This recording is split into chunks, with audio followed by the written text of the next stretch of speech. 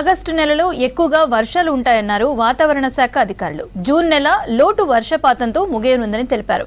తెలంగాణలో రానున్న 3 రోజులు తేలికపాటి నుంచి మోస్తరు వర్షాలు కురిసే ఛాన్స్ ఉందన్నారు. ఉరుములు మెరుపులతో పాటు భారీ ఈదురుగాలులతో వర్షాలు పడే అవకాశం ఉందన్నారు. వర్షాల పట్ల లోతట్టు ప్రాంతాల ప్రజలు అప్రమత్తంగా ఉండాలన్నారు వెదర్ ఆఫీసర్స్. జూన్ నెల లోటు వర్షపాతంతో ముగియనుందని అన్నారు వాతావరణ శాఖ అధికారి ధర్మరాజు. రాష్ట్రంలో జూన్ 16 వరకు 6 సెంటీమీటర్ల వర్షం కురవాల్సి ఉండగా 4 సెంటీమీటర్ల వర్షపాతమే నమోదైందని తెలిపారు. జూలై, ఆగస్టు నెలలో ఎక్కువగా వర్షాలుంటాయని తెలిపారు వాతావరణ శాఖ అధికారులు.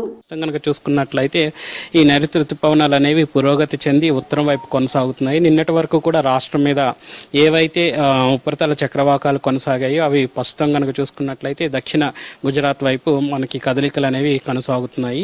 సో దానివల్ల మనకి రాష్ట్రంలో రాగల 4 రోజులు కూడా కొంచెం మందకోడి వాతావరణంతో పాటు అక్కడక్కడ తేలికపాటి వర్షం అనేది నమోదయ్యే అవకాశం అయితే కనిపిస్తుంది. తెలంగాణలో 3 రోజుల పాటు తేలికపాటి నుంచి మోస్తారు వర్షాలకు ఛాన్స్ ఉందని అన్నారు వాతావరణ శాఖ అధికారులు.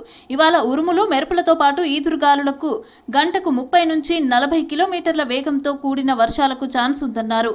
రేపు తెలంగాణలోని పలు జిల్లాల్లో వర్షాలు పడే అవకాశం ఉందన్నారు. ఆదిలాబాద్, కొమరంభీం, ఆసిఫాబాద్, మంచిర్యాల, పెద్దపల్లి, జయశంకర్, భూపాలపల్లి, ములుగు, భద్రాద్రి కొత్తగూడెం, యాదాద్రి, భువనగిరి, రంగారెడ్డి, హైదరాబాద్, మేడ్చల్, మల్కాజ్గిరి, వికారాబాద్, సంగారెడ్డి జిల్లాల్లో అక్కడక్కడ వర్షాలకు ఛాన్స్ ఉందని తెలిపారు. 5 రోజులు వర్షాలుంటాయని తెలిపారు అధికారులు. నిన్న రాత్రి హైదరాబాద్తో పాటు పలు జిల్లాల్లో వాన దంచుకొట్టింది.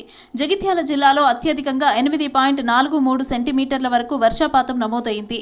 ఇవాళ సికింద్రాబాద్లోని పలు ప్రాంతాల్లో వర్షం పడింది. సాయంత్రం నుంచి ఈదురుగాలులతో కూడిన మోస్తారు వర్షం కురిసింది.